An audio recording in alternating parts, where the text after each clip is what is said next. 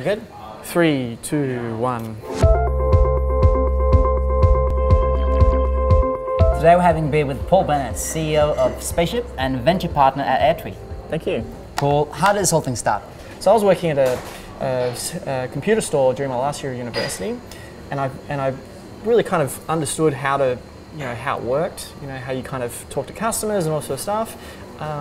And when I finished university, I thought, stuff it. Why not try to do this for myself? It's a super interesting kind of little business, and I ended up doing that for, call it 3 years. So what was that? Building computers and selling it? Yeah, it's a really basic thing. So I found a little store that used to have a computer store in there. So it went out of business, unfortunately, and so I was able to move in there with the carpet already laid down, all the electricity power points already in. So all the sort of infrastructure was there. I just had to kind of buy some stock and have a go. And it was a wonderful thing because there's no better sort of training ground to really understand how the economics of a business works based on trying to compete with other people in the market. And how old are you at this time? 20 years old, yeah. So I found that I became more and more interested in how to think about bigger businesses, bigger financial markets, and rather than kind of operating a computer store, So I went back to school, did an MBA, and I also did a CFA, which is like a Chartered Financial Analyst program. It's basically, if you're ever going to be an investment professional, it's like the thing that you do. Yeah. And through that, I managed to get an internship at Goldman's, and then did 5 years at Goldman's. And then I left Goldman's for a role at a family office. There was a family that had sold a very big business called the Mac Services Group.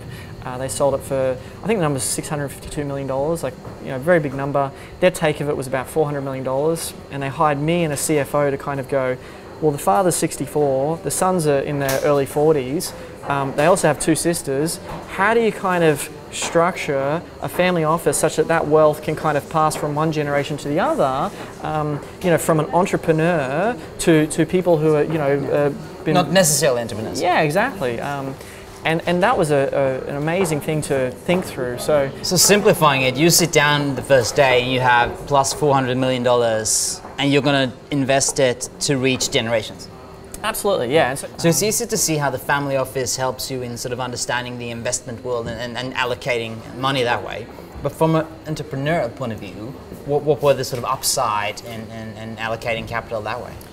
I think what's missing from a lot of founders is that you don't generally think about, well, what does this look like when it's a very large business? Yeah, and what was wonderful is I have this duality where I kind of very super interested in investment analysis and thinking about what makes a defensible business when they're very large. So, for example, why hasn't anyone competed well with Coca-Cola? Do you know what I mean?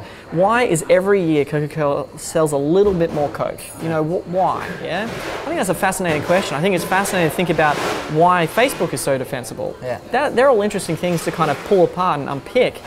But the problem I see with a lot of founders is they generally don't understand what a good business looks like at the end to kind of map out what they should be doing now at a very small scale, right? So and the 2 big things that all kind of big businesses trying to get is differentiation and defensibility, right? So because you're always competing against competitors who have a lot of money to try and take your profits.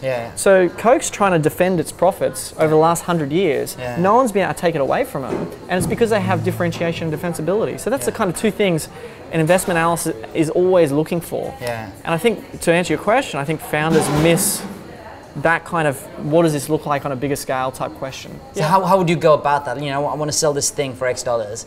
How do I start to even think about and sketch on that long plan? Yeah, well, I think what we're all trying to do is we're trying to come up with the right activity set, right, to get to where you want to be. And the problem is you have multiple scenarios that you've got to kind of manage for. So you don't know whether the world's going to look like this, the world's going to look like this, or whatever. So you've got to have different activity sets that map to those different scenarios. But harping back to the earlier point is that one thing you learn when you study big business is you realize that every large technology company has built a large organic marketing channel to do what they've done, right? So if you look at Etsy, for instance, you look at the amount of traffic that comes to the website, look at the portion that's paid versus the portion that's organic. Now, if you know that every large technology company has built a large organic channel to get up and running, well, that's gonna inform your activity set for when you're a founder. Because if you're trying to build a business with $100 million worth of revenue, you can't fund that with marketing. You can't find a VC fund who's going to go, oh, here's $200 million, go spend that on marketing to get that $100 million revenue line. It just doesn't happen, right? Every founder must find a path to get an organic marketing channel to work so you can get to that scale, because you just don't, the capital's not available. So it's kind of building insights like that that kind of inform what you're doing at a smaller scale. So why aren't Paul Bennett's in a big corp job? Like, why don't you have a job? I think so. What happened to me was, I had a fantastic role at Estuary Ventures. It was kind of like the dream job. I blogged about it so much, saying I have the best job in Australia, and I really did. But what I started doing was like, hey, I've got to figure out how I'm going to retire 30 years from now. So I started doing more and more research. It's like, okay, what's happening with my super? Who's looking after it? What are they doing with it? So I started going, well, hang on, if I'm an investment professional and I'm struggling with this, then think about people who can't make investment decisions as easily as I can, trying to figure this out. So I just thought, I really believe that I could get a team around this problem that could do a way better job than what's in the industry. So superannuation is a savings and an investment product. So I'm 35, I'm trying to retire when I'm 65, but if I ask people, hey, you're going to work for the next 30 years to have enough money to retire, well, what number do you need? Is it $2 million? Is it $3 million?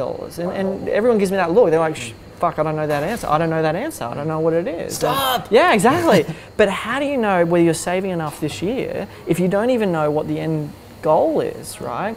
So what we're doing at Spaceship is just slowing it down and just say, oh, think about savings first. Think about whether your 9.5% of your salary that you're sending to your super fund now is going to be enough for you to retire, right? And think about that way more than whether you should be with this super fund or that super fund or this super fund. Most people don't realize that what we call life today is really only about 100 years old.